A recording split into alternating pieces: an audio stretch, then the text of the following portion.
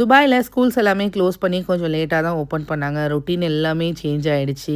இந்த மாரி கிட்ஸுக்கு வந்து கன்சிஸ்டன்சி பிரேக் ஆச்சு அப்டின்னாலே வந்து ஷெட்யூல் எல்லாமே சேஞ்ச் ஆகும். கிட்ஸ் வந்து ரொம்ப ஈஸியாவே ட்ராக்க மிஸ் பண்ணுவாங்க.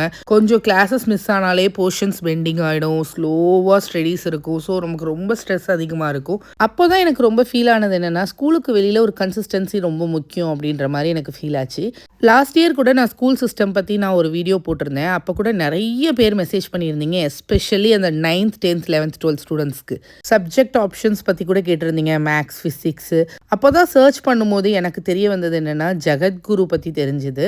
எனக்கு பர்சனலா பிடிச்சது என்னன்னா, இவங்க ஃபோக்கஸ் எல்லாமே மார்க்ல மட்டும் இல்ல, ஸ்ட்ராங் ஃபண்டமெண்டல்ஸ் மேல தான் இருக்கு. எப்பயுமே நமக்கு வந்து பேசிக்ஸ் கிளியரா இருந்தா கொஞ்சம் கிளாஸஸ் மிஸ் பண்ணாலும் கிட்ஸ் வந்து கம்ப்ளீட்லி லாஸ்ட் ஆகவே மாட்டாங்க.